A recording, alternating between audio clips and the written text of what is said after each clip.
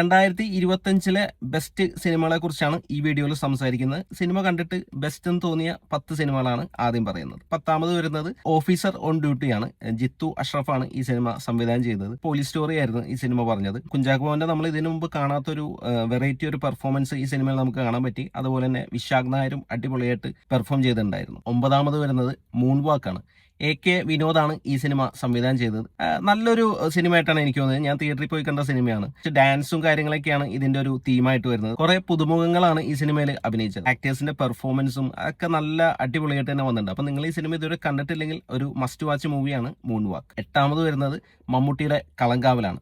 Jithin K Jose ആണ് ഈ cinema സംവിധാനം ചെയ്തത്. ഒരു സൈക്കോ കില്ലറുടെ കഥ പറയുന്ന ഈ സിനിമ മമ്മൂട്ടിയുടെ ഒരു ഗംഭീര പെർഫോമൻസ് കൊണ്ട് ഏറെ ശ്രദ്ധിക്കപ്പെട്ട ഒരു സിനിമ തന്നെയാണ്. കൂടാതെ തന്നെ വിനായകനും അടിപൊളി പെർഫോമൻസ് ആണ് ഈ സിനിമയിൽ കാഴ്ചവെച്ചത്. 7ാമത് വരുന്നത് ഡൈസ് ഇറയാണ്.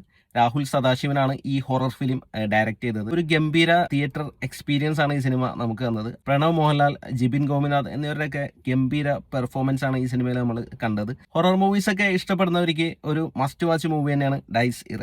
6ാമത് റോന്താണ്. ഷാഹി കബീറാണ് ഈ സിനിമ സംവിധാനം ചെയ്തത്. നോർമലി ഒരു പോലീസുകാരൻ എന്തൊക്കെ സാഹചര്യങ്ങളിലൂടെയാണ് കടന്നു പോകുന്നത് എന്നുള്ളതൊക്കെ ഭയങ്കര റിയലിസ്റ്റിക് ആയിട്ടാണ് ഈ സിനിമയിൽ പ്രസന്റ് ചെയ്തിരിക്കുന്നത്. ദിലീഷ് പോത്തൻ, റോഷൻ മാത്യു എന്നിവരാണ് സിനിമയിൽ അഭിനയിച്ചത്. അവരുടെ ഗംഭീര പെർഫോമൻസ് ഉണ്ട്. 5ാമത്തേത് ലോക ചാപ്റ്റർ 1 ആണ്. ഡൊമിനിക് അരുണാണ് ഈ സിനിമ സംവിധാനം ചെയ്തിരിക്കുന്നത്. കള്ളിയങ്കാട്ട് നീലി, ചാത്തൻ, ഒടിയൻ അങ്ങനെ കുറെ മിത്തുകളെ പുതിയ രീതിയിൽ പ്രസന്റ് ചെയ്തൊരു സിനിമ തന്നെയായിരുന്നു ലോക. അപ്പോൾ അടിപൊളിയായിട്ടാണ് അവർ ആ സിനിമ ക്രിയേറ്റ് ചെയ്തത്. അതിലെ പെർഫോമൻസും എടുത്തു പറയേണ്ടതാണ്. കല്യാണി പ്രിയദർശൻ കിടിലൻ ഒരു ക്യാരക്ടർ ആയിരുന്നു. ടൊവിനോ തോമസ്, ദുൽഖർ, ഗംഭീര തിയേറ്ററിക്കൽ എക്സ്പീരിയൻസ് എന്നൊരു സിനിമയാണ് ലോക. 4ാമത് വരുന്നത് തുടരുവാണ്.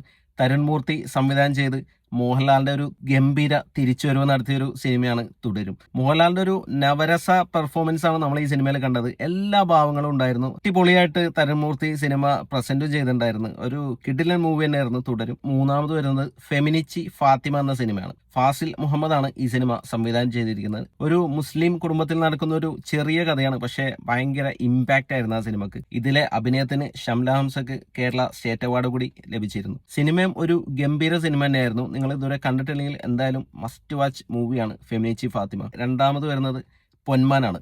ജ്യോതിഷ് ശങ്കറാണ് ഈ സിനിമ ഡയറക്ട് ചെയ്തത്. ബേസിൽ ജോസഫിന്റെ ഗംഭീര പെർഫോമൻസ് ഉള്ള ഒരു സിനിമയാണ്. ഈ സിനിമ അർഹിച്ചൊരു വിജയം തിയേറ്ററിൽ കിട്ടിയിട്ടുണ്ടായിരുന്നില്ല, പക്ഷെ OTT വന്നപ്പോൾ ഒരുപാട് പ്രശംസകൾ കിട്ടിയൊരു സിനിമ തന്നെയാണ് ബേസിൽ ജോസഫിന്റെ പൊന്മാൻ. 1ാമത്തേത് എക്കോയാണ്. ദിൽജിത്ത് അയ്യത്താൻ ഡയറക്ട് ചെയ്ത് സന്ദീപ് പ്രതാപ്, വിനീത്, നരേൻ അടിപൊളി പെർഫോമൻസ് ആയിരുന്നു ഈ സിനിമയിലെ എല്ലാവരെയും. ഒരു 10 വർഷത്തെ മലയാള സിനിമയുടെ ലിസ്റ്റ് എടുത്താലും നമ്പർ 1 മൂവി എന്ന് തന്നെ പറയാൻ പറ്റും എക്കോ. ഒരു ഗംഭീര സിനിമയായിരുന്നു. ഈ സിനിമ കാണാത്തവരുണ്ടാവില്ല എന്നാണ് എനിക്ക് തോന്നുന്നത്. ഇതുവരെ കണ്ടിട്ടില്ലെങ്കിൽ മസ്റ്റ് മസ്റ്റ് മസ്റ്റ് വാച്ച് മൂവിയാണ് എക്കോ. അപ്പോൾ ഇതാണ് എന്റെ top 10 must watch movie list 2025. ലിസ്റ്റിലില്ലാത്ത ഏതെങ്കിലും ഒരു ഗംഭീര സിനിമ ഉണ്ടെങ്കിൽ നിങ്ങളത് കമന്റ് ബോക്സിൽ മെൻഷൻ ചെയ്യാം. വീഡിയോ ഇഷ്ടപ്പെട്ടാൽ ഒന്ന് ലൈക്ക് ചെയ്യുക, ചാനൽ ഒന്ന് സബ്സ്ക്രൈബ് ചെയ്താൽ സന്തോഷം. പുതിയൊരു വീഡിയോയുമായി നമുക്ക് വീണ്ടും കാണാം. Thanks for watching.